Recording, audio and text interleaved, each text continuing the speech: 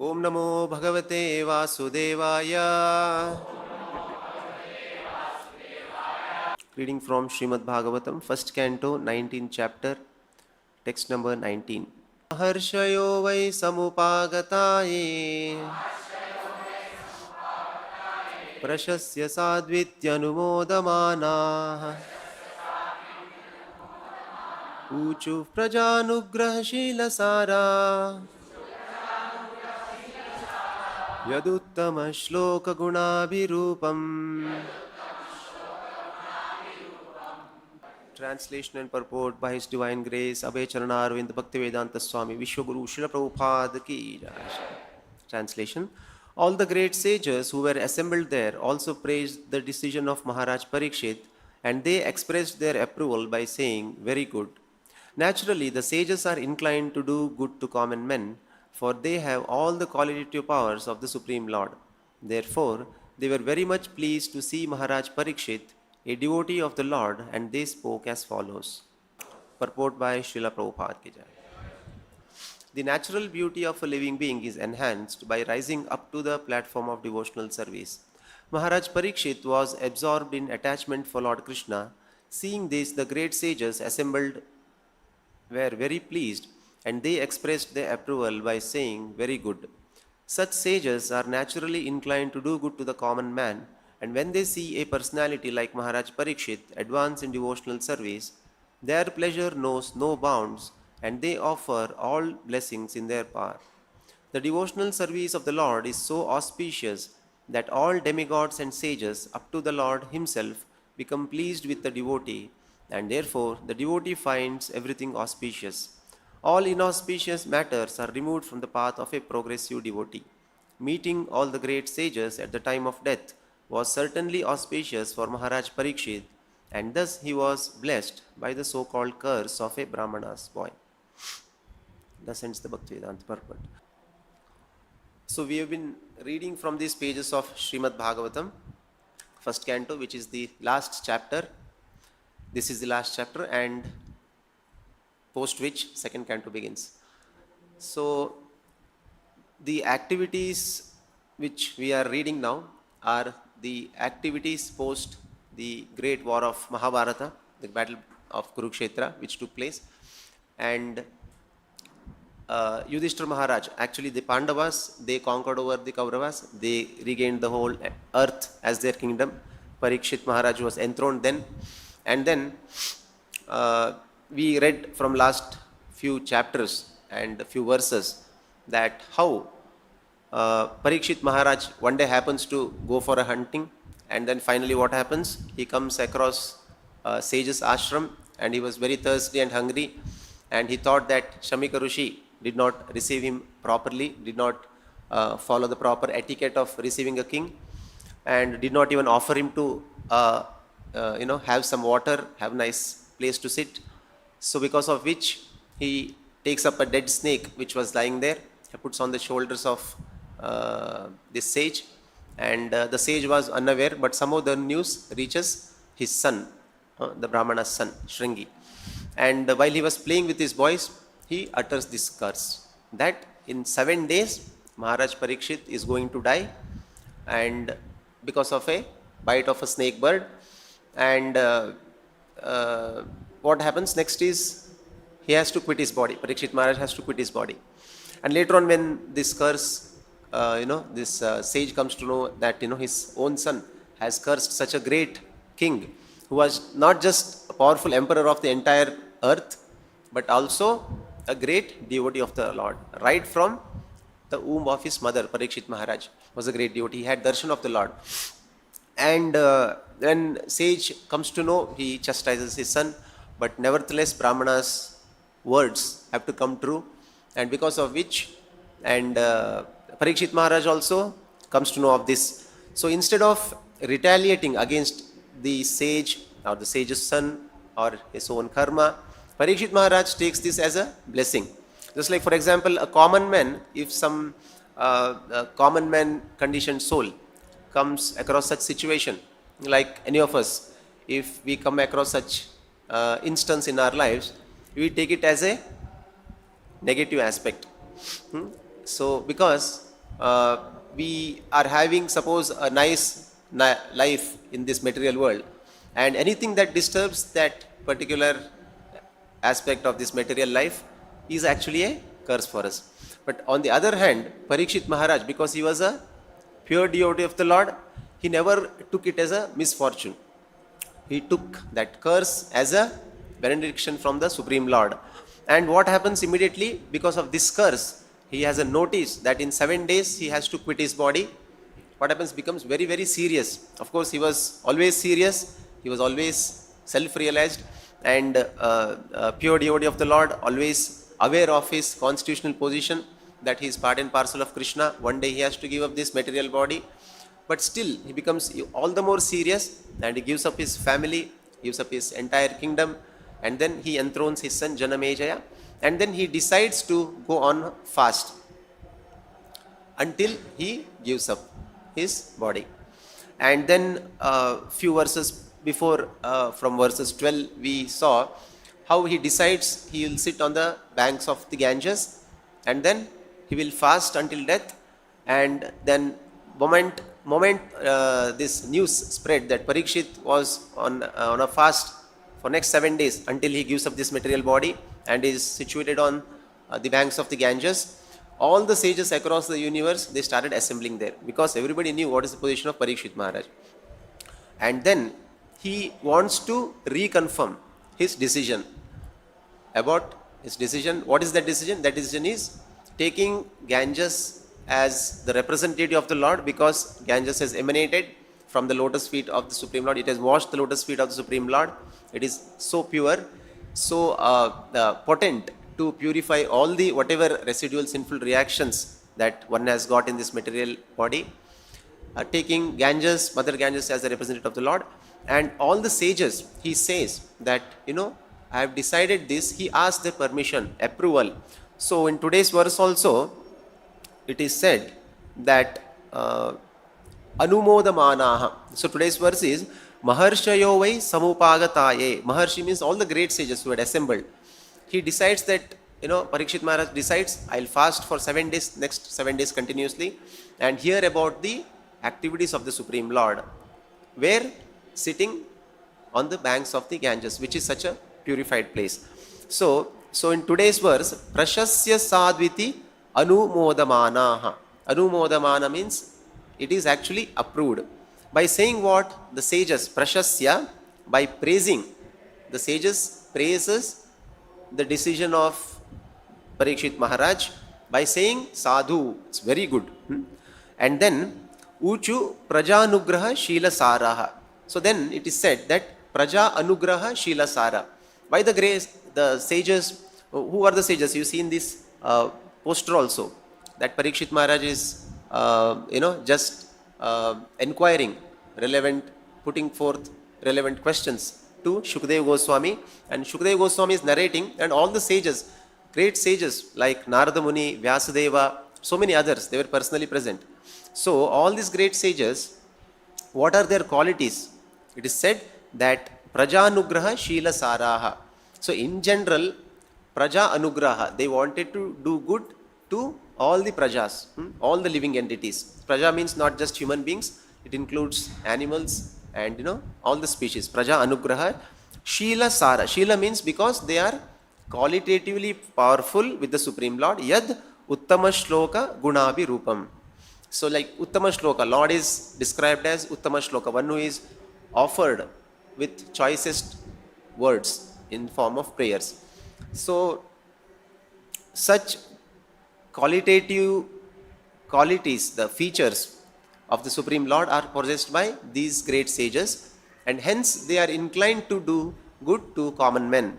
And such great souls, such great sages who are assembled, they are actually blessing Maharaj Parikshit's decision to fast until death and continuously hear about the activities, the glories of the Supreme Lord on the banks of the Ganges.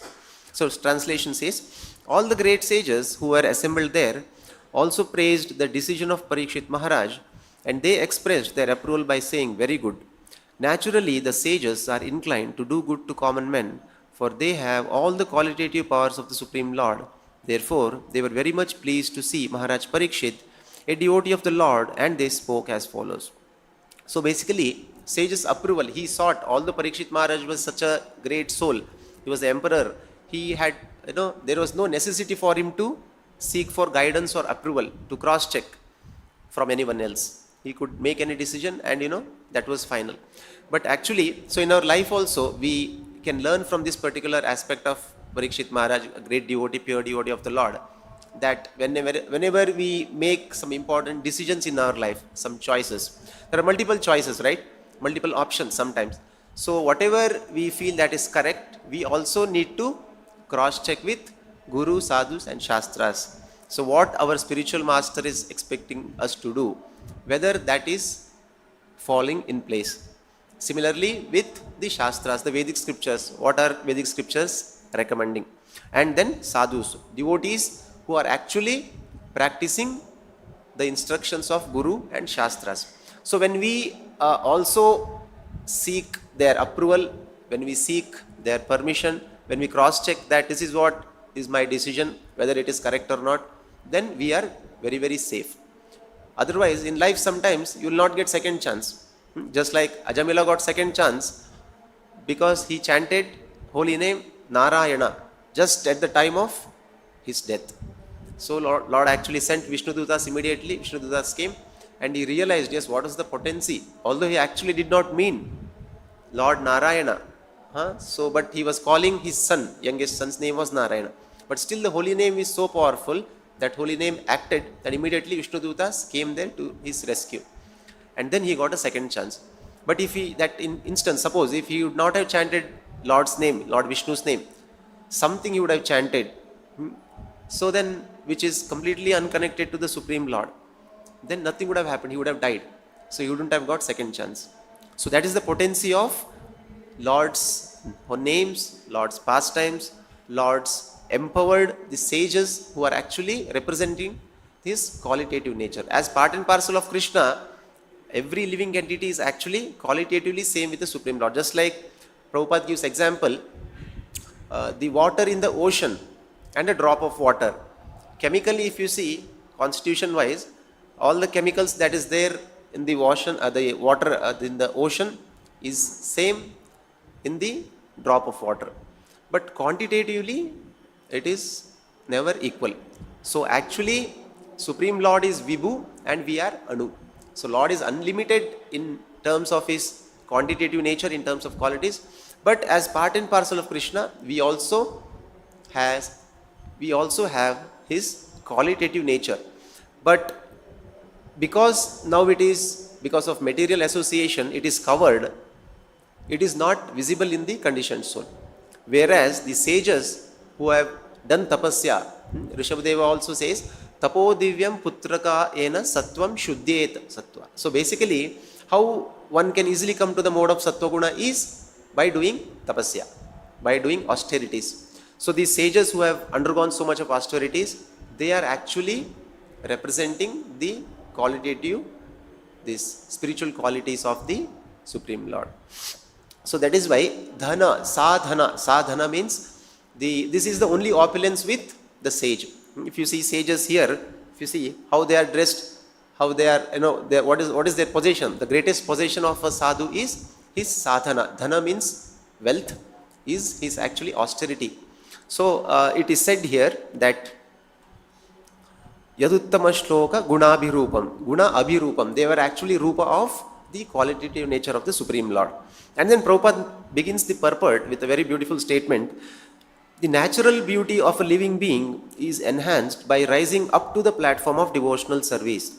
Maharaj Parikhit was absorbed in attachment for Lord Krishna. Seeing this, the great sages assembled were very pleased and they expressed their approval by saying, very good. So Prabhupada is making a very important point that here the beauty of a living entity is enhanced by raising itself to the platform of devotional service. Up to the platform of devotional service. So that means the platform of devotional service is the highest. And there are different levels. You see, beauty is a relative term. Just like when I said this post Mahabharata, the events we are reading. But post is also again relative terminology. How many years? Like for example, after the battle of Kurukshetra, 36 years more, King Yudhishthira ruled the kingdom. And after that, it is said around 60 years, Parikhit Maharaj ruled because he had a grown-up son, Janamejaya. And then, so this around 100 years had passed since battle of Kurukshetra.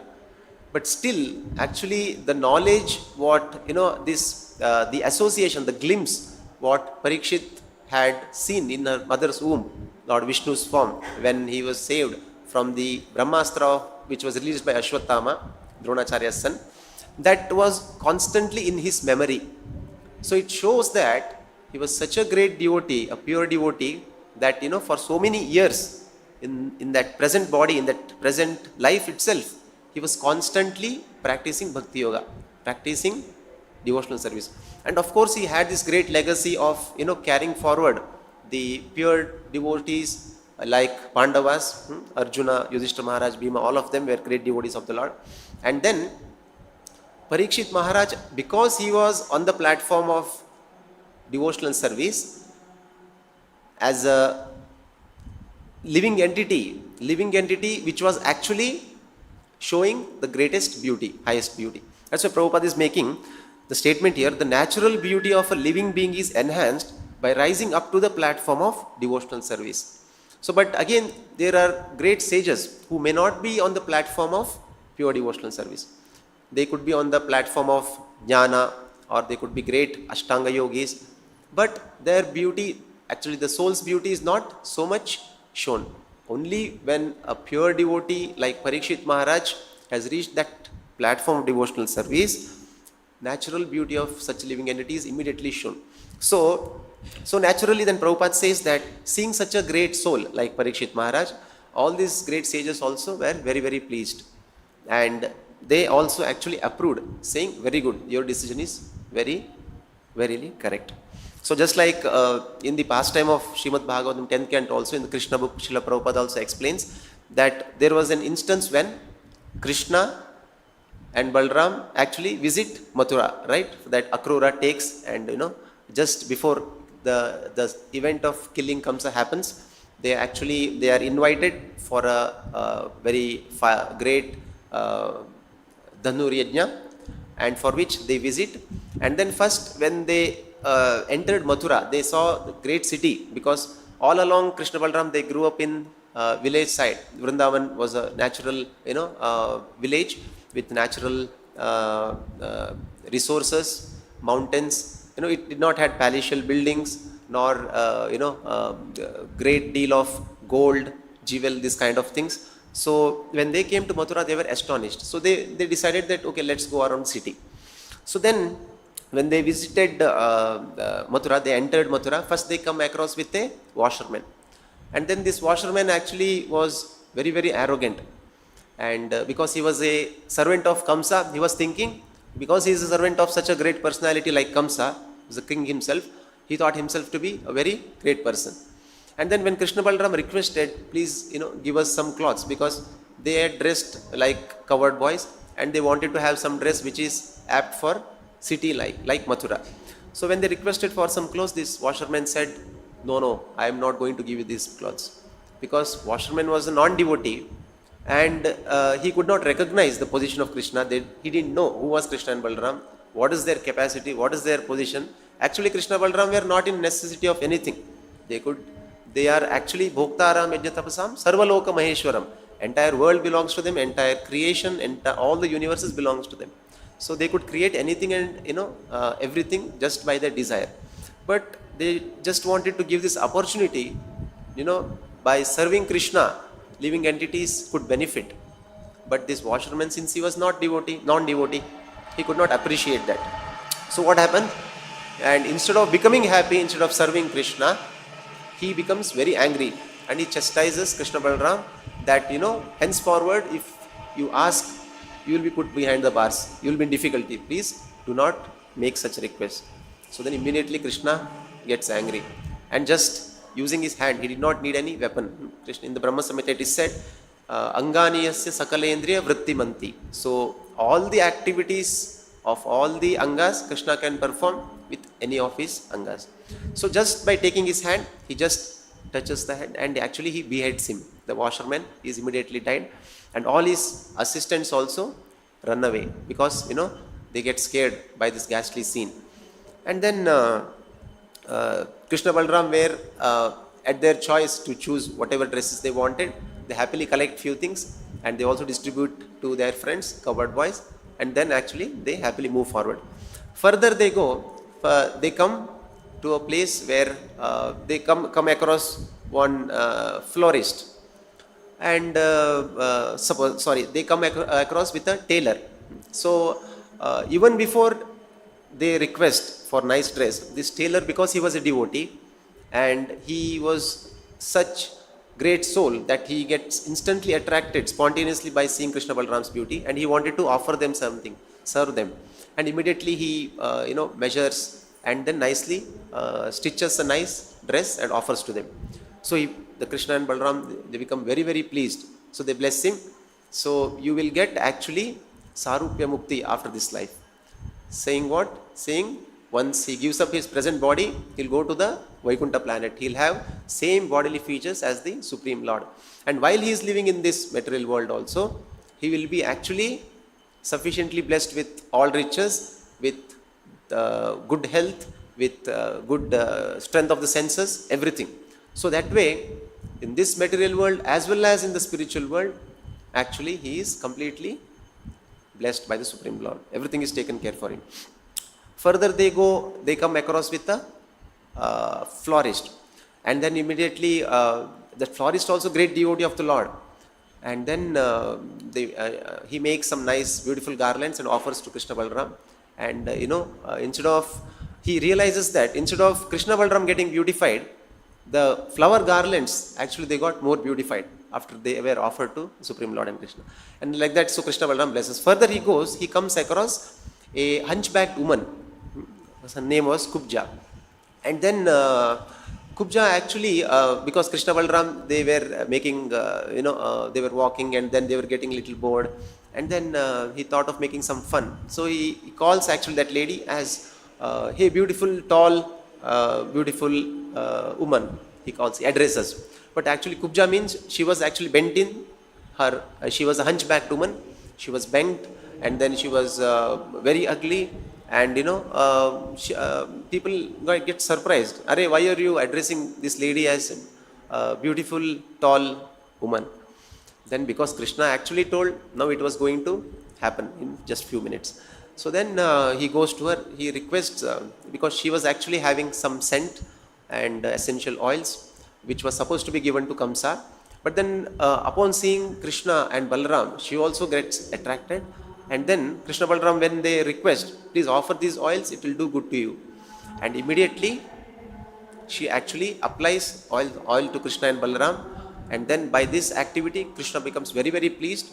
And then immediately what he does, he actually just steps on the foot of Kubja and just gives a jerk. He lifts the chin of Kubja. And immediately she gets straightened. She was a hunchbacked woman, she becomes straightened and she becomes most beautiful. So this is how actually Krishna did not get attracted by her external features. Krishna actually got attracted to the devotional service, because immediately she offered service to Krishna and Balram. That attracted Krishna and Krishna blessed.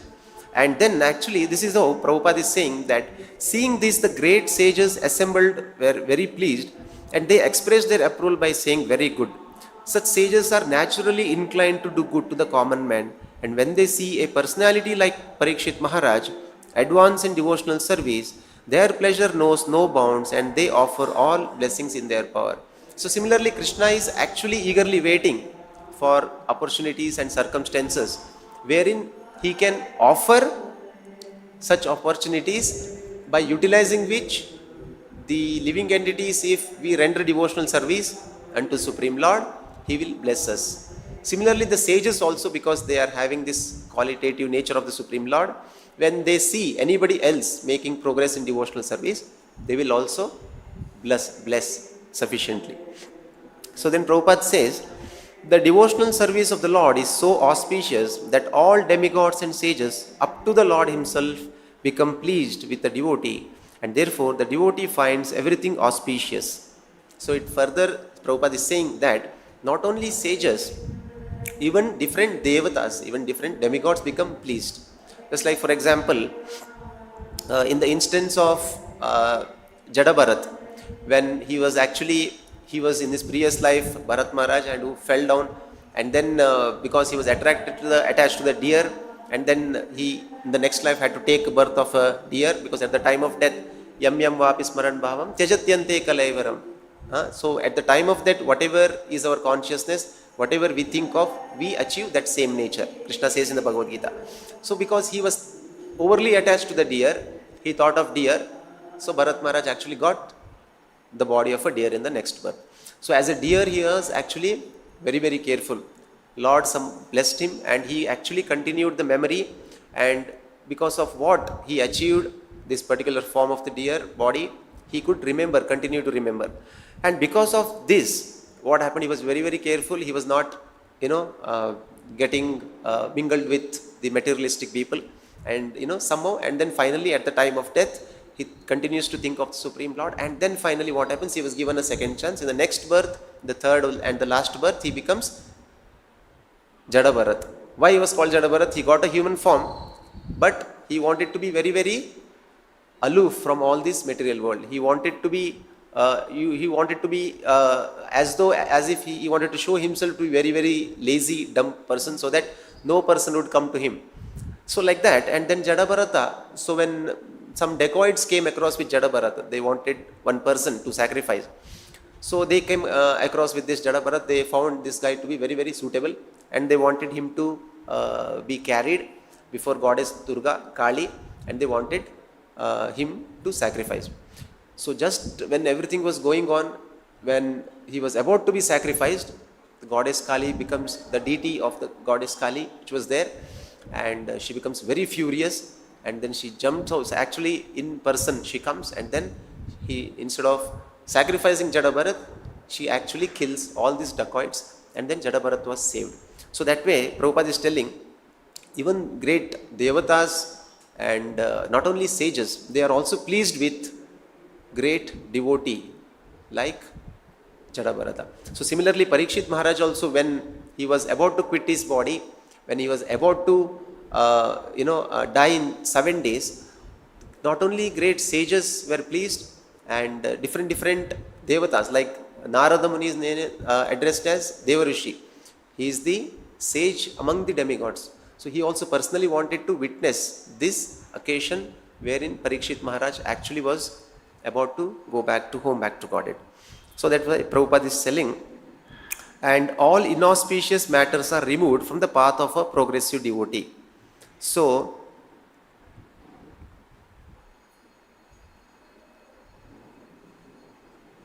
yes, Prabhupada mentions very important statement which is connected to this in Bhagavad Gita 1.20. In the purport, Prabhupada is saying that Lord Krishna is Rama himself, and wherever Lord Rama is, his eternal servitor Hanuman and his eternal consort Sita, the goddess of fortune, are also present. Therefore, Arjuna had no cause to fear any enemies whatsoever, and above all, the Lord of the senses, Lord Krishna, was personally present to give him direction. So basically, Arjuna was put in a confused situation wherein, he was in a dilemma whether to fight or not to fight. Whether this fight, in the end, it will result in doing good or doing harm. So when he was put into such situation, because he was a pure devotee of the Lord will personally guide him. So Prabhupada is telling here that the Lord of the senses, Lord Krishna, was personally present to give him direction. So Prabhupada is telling today's purpose also, not only the sages, not only Devadas, even Supreme Lord personally himself, actually situated in Paramatma, in every living entity, he gives the direction, and as master of the senses, Rishikesha. But Arjuna had that fortune personally also, that Krishna would give him personal guidance. So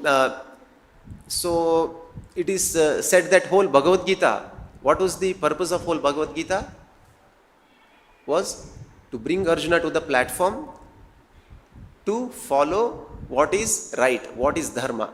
What is dharma? So that is why Bhagavad Gita, if you see the first verse, what is the first verse of Bhagavad Gita?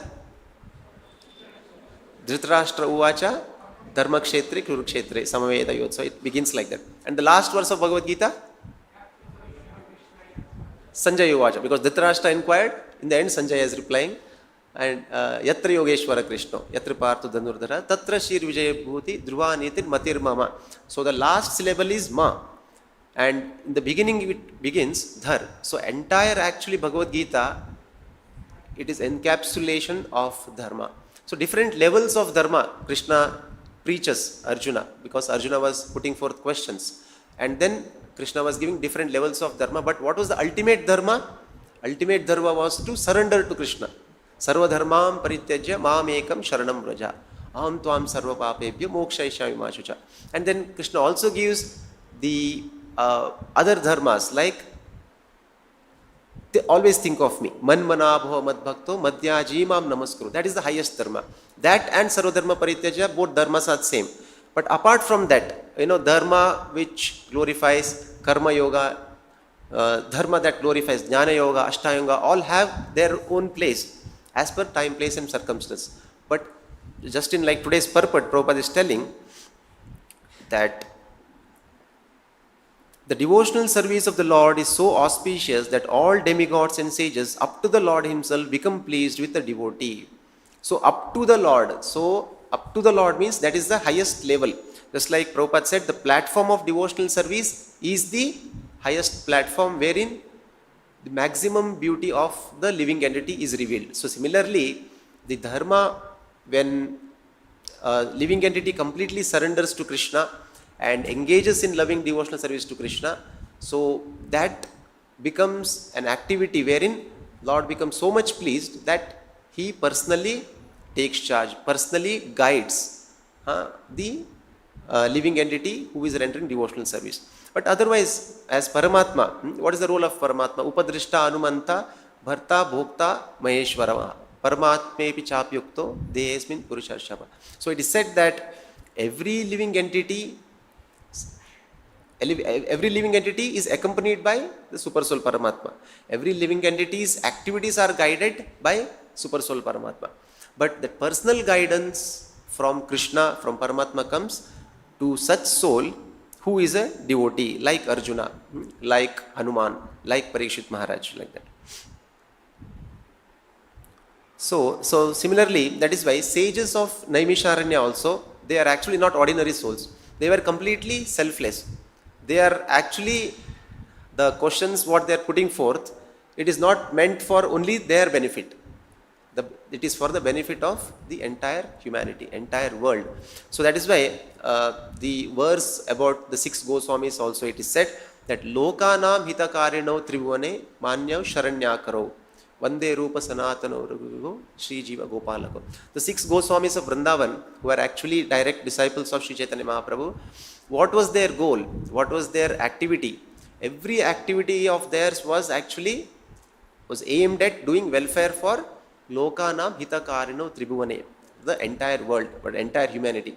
So that is why how they could do that practically, it is further said in the same Shad Goswami Ashtaka by Srinivas Acharya that Papottapa nikrintinau tanubratam Govinda ganamritai. So how, because of Papa, because of sinful activities, every conditioned living entity, we are actually going through different struggles, different painful situations in our life. So Papa Uttapa, actually it is like a samsara dhavanala, it is like a blazing fire of material existence.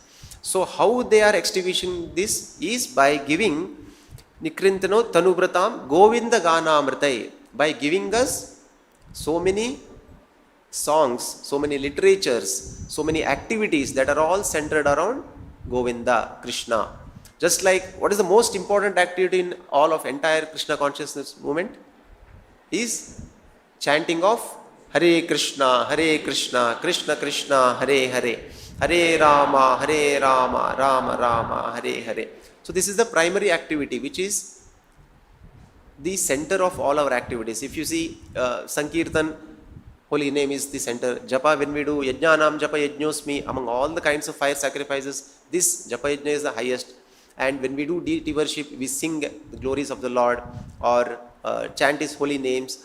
So in every activity, actually the holy name, Govinda Ganamritaye, everywhere this Sankirtan is involved in that. So that is why our great acharyas like Srila Prabhupada has given us so many activities. Like for example, now we are celebrating Brahmotsav. Since yesterday it started. So Brahmotsav is filled with activities, isn't it? So many activities. Very beautiful deity alankara, very beautiful varieties of sankirtans, different vahanas, and so many devotees get an opportunity to engage. So it is all because of blessing of Srila Prabhupada.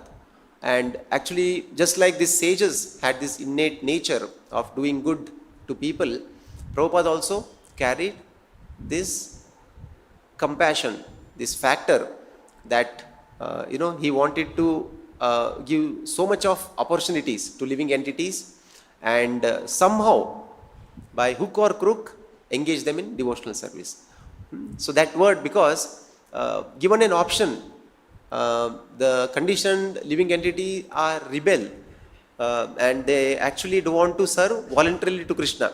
So somehow Krishna gave intelligence to Prabhupada, and Prabhupada had this desire that somehow or other devise various ways and means so that people get attracted, people become attached to Krishna's holy name, get attached to Krishna's temples, Krishna's deities, Krishna prasadam. So like that way, by doing devotional service, the conditioned soul get purified. So that is why in today's verse also it is said that Uttama Shloka Gunabi Rupam. Yad Uttama Shloka Gunabi Rupam.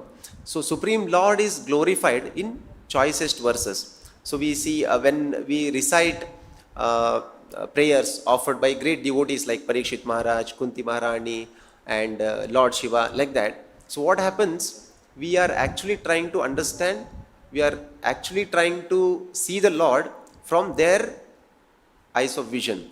So how they are offering such wonderful prayers to the Supreme Lord. Just like Prahlad Maharaj is offering prayers that when Narsimadev appeared, Prahlad Maharaj was actually not fearless. Whereas great big devatas like Lord Brahma, Lord Shiva, even Lakshmi Devi, who is the consort of the Supreme Lord, she also got scared, fearful. So when they tried offering prayers, but then Lord Narsimadev was still not pacified. He was very Ugra Rupa, very angry. Then everybody sent forward this Prahlad Maharaj, small boy, who was just a 5-year-old boy. And then when Prahlad Maharaj was about to offer prayers, he actually was so humble. So he felt that these great devatas who could not pacify Supreme Lord, and what to speak of me? I am actually born in the dynasty of demons. And how can I pacify the Supreme Lord? But devatas were confident that Prahlad Maharaj, because Lord appeared for your sake, only you can pacify the Supreme Lord. So that's why Brahmadaya Suragana Munayagata Siddha Satvaikatanagatayo Vachasam Pravahe Naraditum Puruganai Raduna Api Pipru Kim Toshtutum Marheti Bhagavan Pratsida. So basically Prahlad Maharaj, very humbly, with great humility and devotion, with love, he offered prayers to the Supreme Lord Narsimadev, and that's how Narsimadev actually becomes very pacified, pleased with the Prahlad, and then he actually blessed the Prahlad Maharaj also. So it is said that although Parikhit Maharaj was such a great devotee, he had this similar humility. That is why he checked, he wanted to cross-check whether what decision he had taken is right or wrong. And then actually we saw how sages also approved of his decision. Yes, you have decided to hear Krishna's pastimes for next 7 days continuously, and you are fasting and you are sitting on the banks of the Ganges. Okay, so that was one aspect. And then further, Prabhupada is saying in the purport, concluding, meeting all the great sages at the time of death was certainly auspicious for Parikhit Maharaj, and thus he was blessed by the so-called curse of a Brahmana's boy. Just like we saw that how sometimes material situation may be perceived as something inauspicious. Like for example, the other day we came across someone who said, no, these topics of death and then discussion about death, it is all inauspicious, he said. So, but actually, death is a reality. Everybody has to one day meet with death, and it is as sure as death that one day we have to give up this body. And finally, what happens after death is also an intelligent question that we should seek answers for. Where will I go after giving up this present body? Where was I before coming into this body? What is that factor? What are those rules which decide next body I am going to get is of this species, of that species? There are 84 lakh species. So based on, so actually from spiritual point of view, these topics about death or topics about getting renunciation from material activities, it is not inauspicious, rather it is auspicious, that we should hear more about it.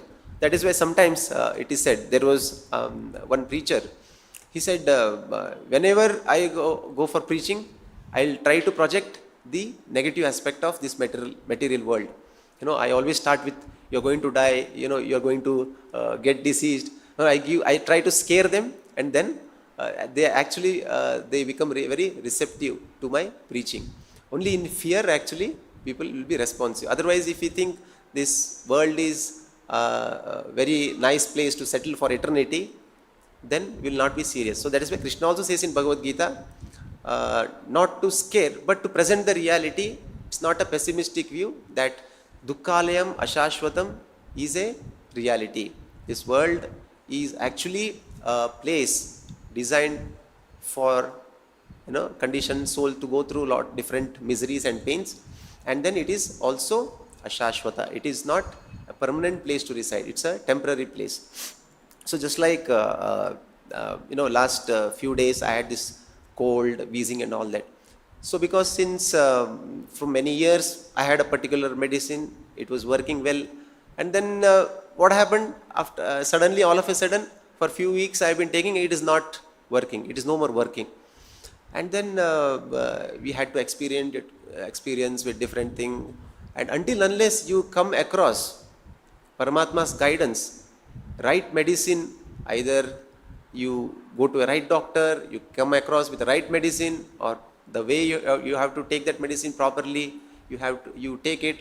Somehow ultimately the sanctioner is Krishna, and moment you take that, instantly what could not be cured in so many weeks or few months probably, was actually the effect was seen immediately on the very first dose of that medicine.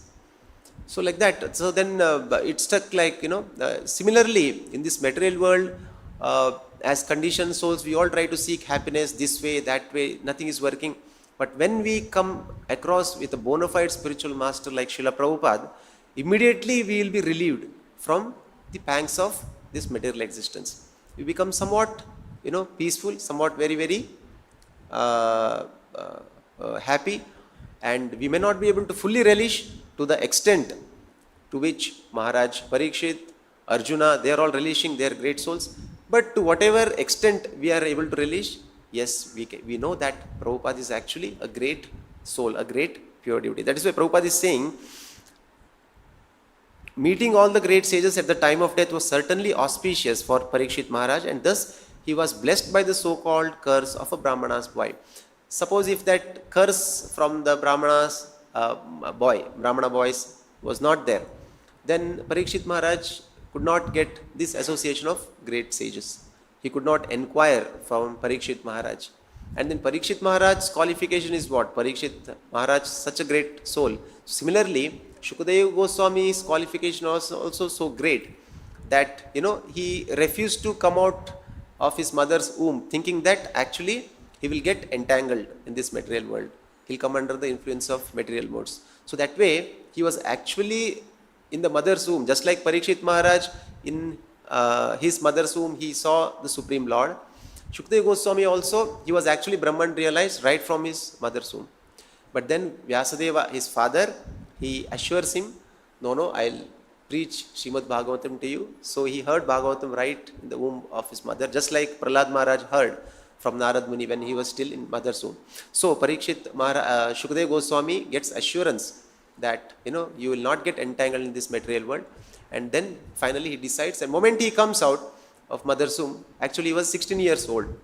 So these are all things which are inconceivable for us, because we are like ants in this room. Suppose if we tell to ant there is such a huge temple existing, huge Bangalore city existing, whole world is existing, it is completely inconceivable for that ant.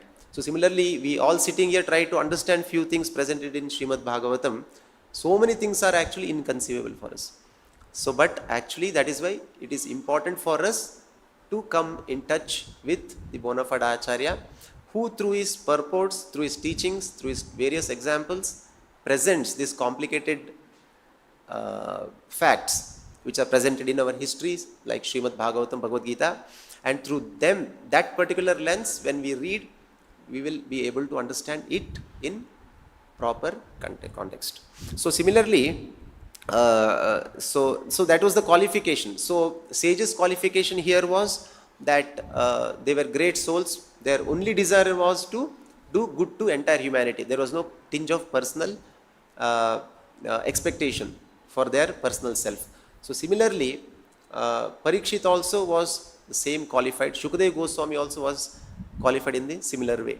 So that is why we should be very, very grateful that we have come in touch with Srila Prabhupada, such a bona fide Acharya, who also actually demonstrated who is a person Bhagavata. There are two Bhagavatas. One is the book Bhagavata and the person Bhagavata.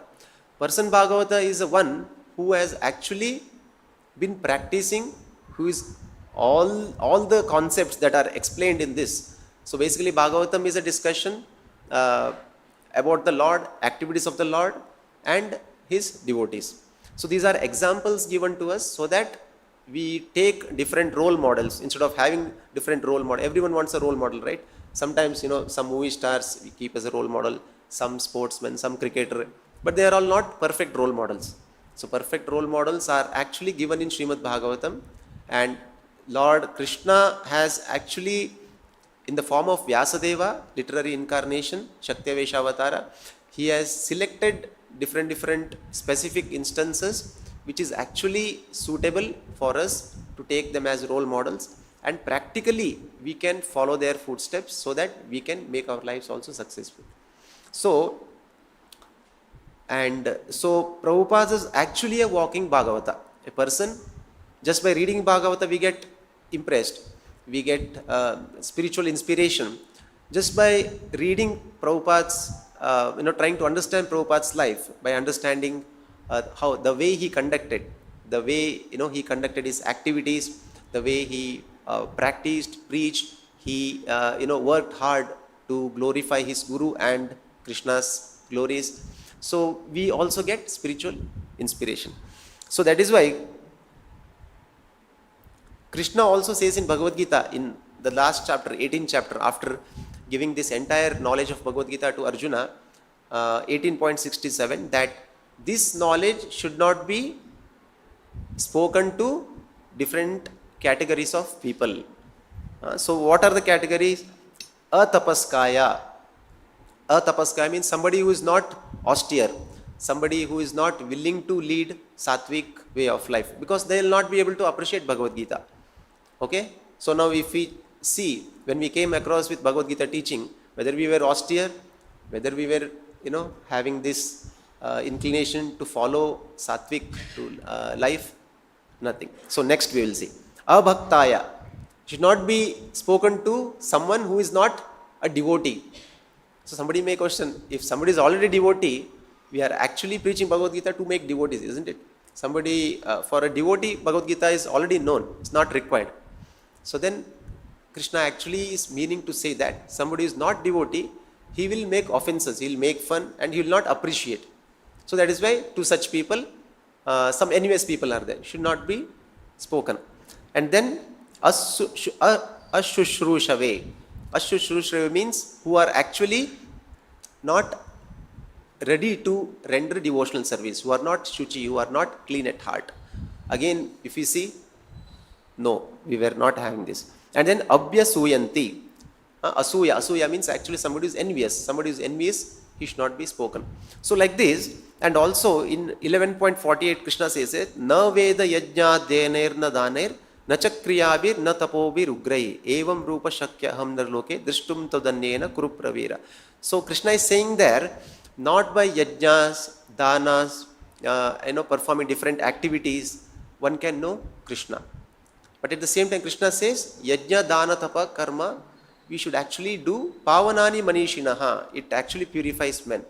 So, but these are not contradictory statements. In the essence, if you see, that until unless somebody comes to certain level of purity, certain level of platform, he will not be able to appreciate Bhagavad Gita. He will not be able to appreciate the concepts explained in Bhagavad Gita. So surrender to Krishna is telling, so people will get angry, envious. Why I have to surrender to Krishna? People have to surrender to me. So, that kind of expectation is there. So they become offensive to the Supreme Lord in order to avoid that.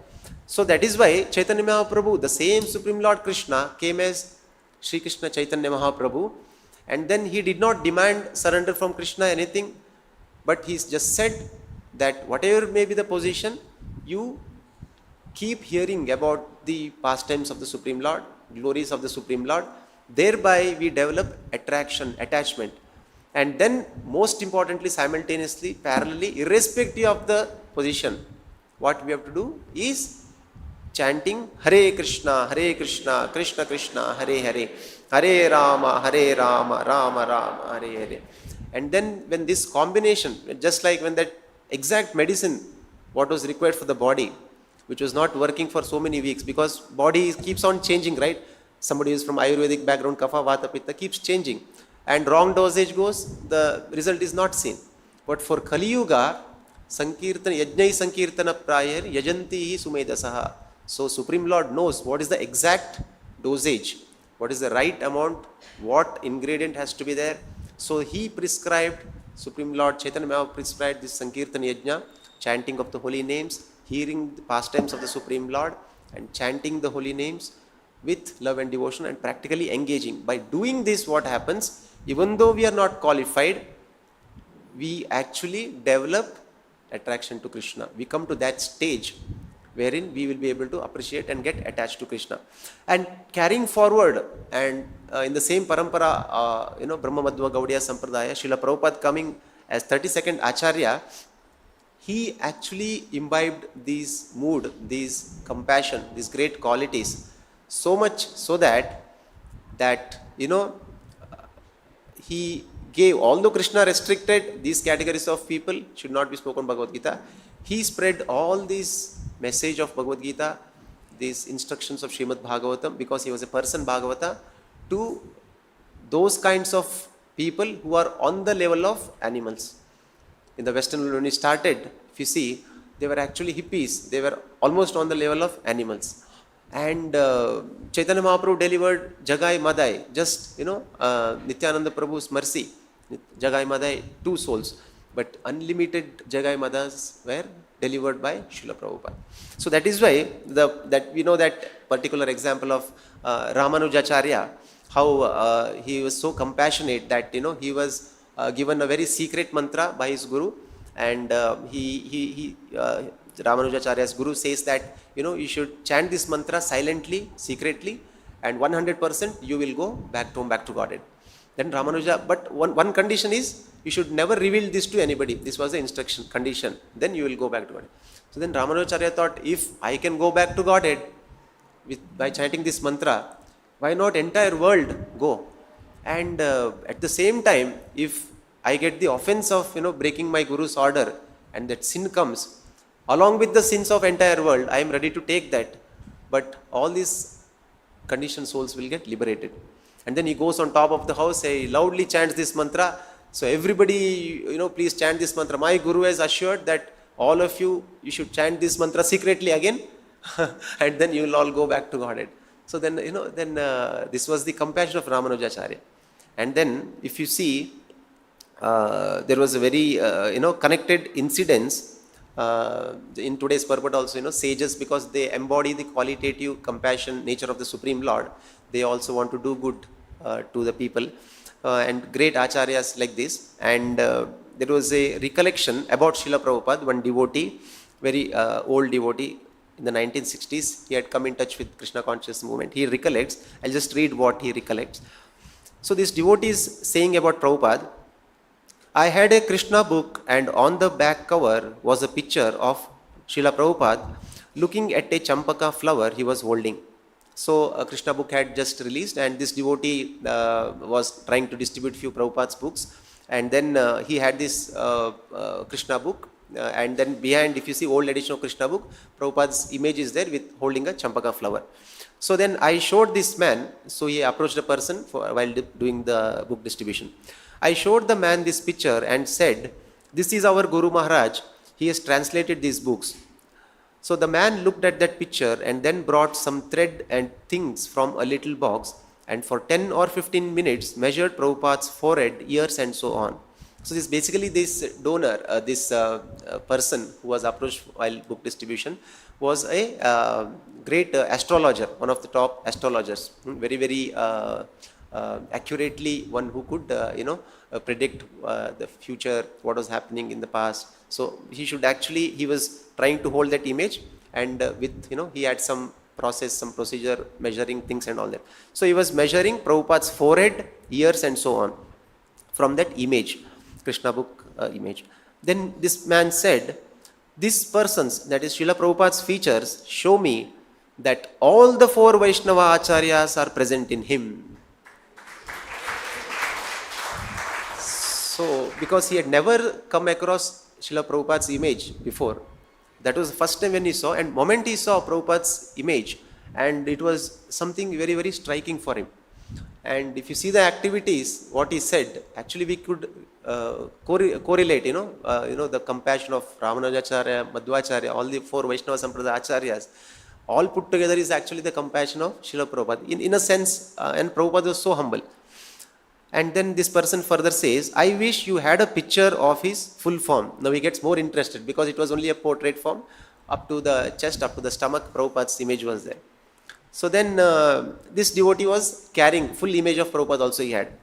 So I showed him a photograph of Prabhupada's full form, and he did another study. This time more closely with a lens. And then he get more enthused. He had some calculation method to observe and make calculations. Then he said, yes, I was not wrong. They are all working through this person. You are very fortunate to be with him. I would like to be a part of a movement like that in my next life. So he said, you are very fortunate that you are, trying to follow his instructions. You are part of his movement. You are, spreading his knowledge. So then this devotee said, but I thought your ultimate goal is to go to Kailash, because he was a Shaivite and practicing Shaivite principles.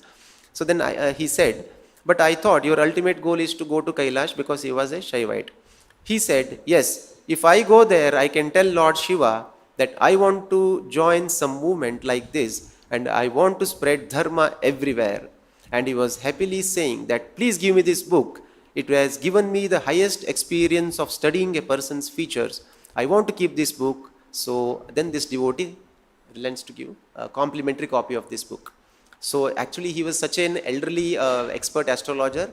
He had seen so many, he has done horoscopes and all those things.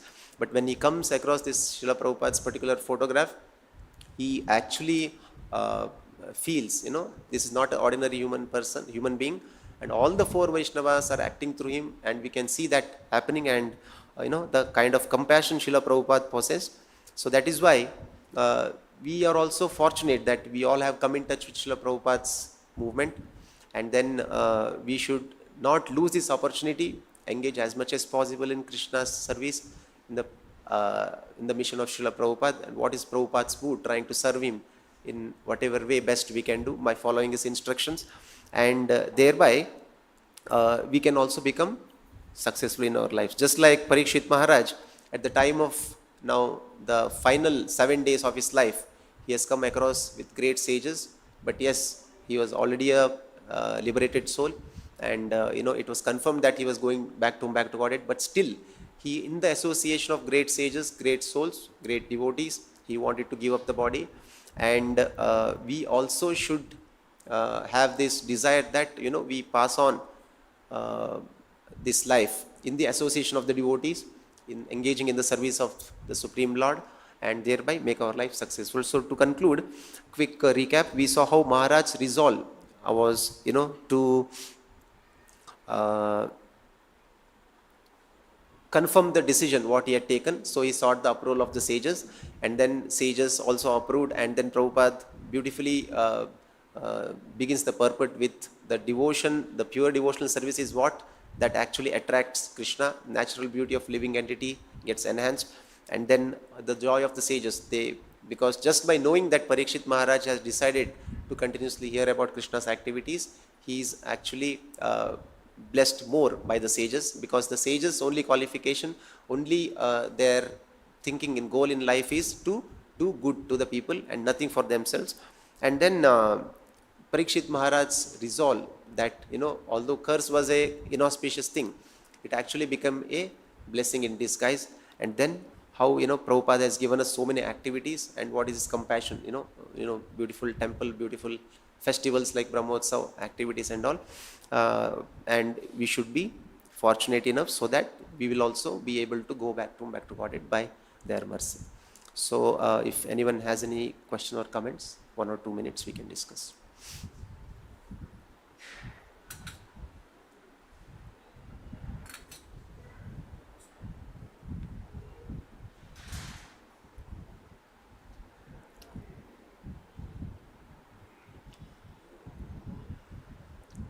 Okay, there are no questions. Thank you. Srila Prabhupada ki jai. Vishwaguru Srila Prabhupada ki. Grantaraj Srimad Bhagavatam ki jai. Nitai Gaur Premanandi Hari Hari Bol.